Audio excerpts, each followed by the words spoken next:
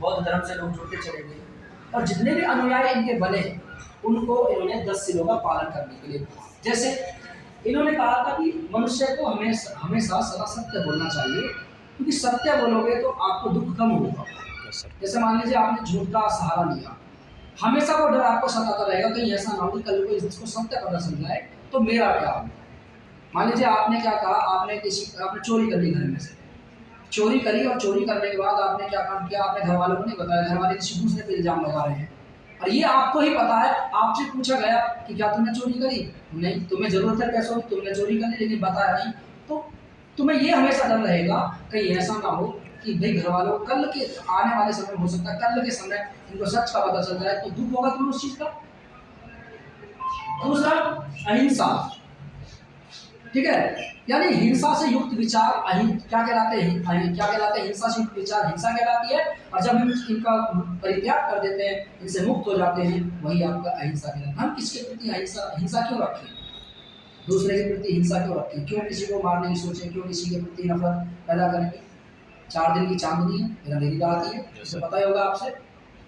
भाई कितने कहाँ तक करोगे। तो इसने इन्होंने कहा ऐसा क्या मतलब होता है कि चोरी ना करना, हम चोरी नहीं करें, क्यों चोरी करें, किस चीज़ के लिए चोरी करेंगे।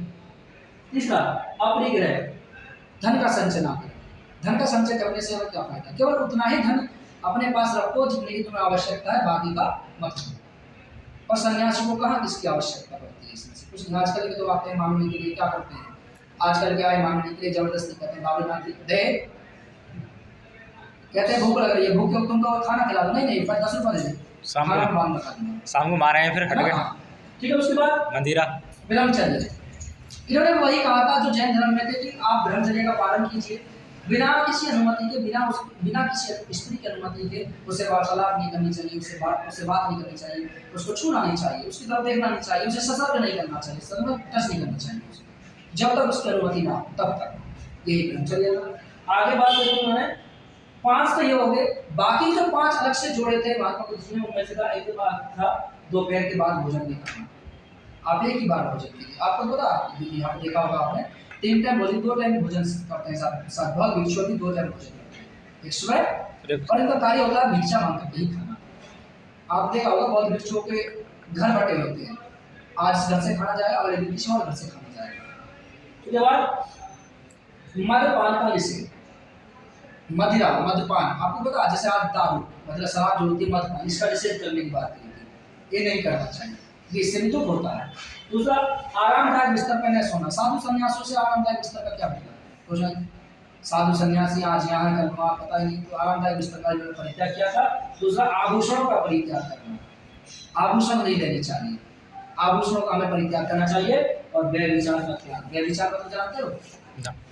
व्यभिचार का मतलब होता है दूसरों के प्रति ऐसे विचार बोलना जिससे कि उसे दुख हो। जैसे मान लीजिए मैं आपको गाली दूं, तो ये व्यभिचार है ना, नफरत भरे भाषण होना चाहिए, भाषण ये व्यभिचार है,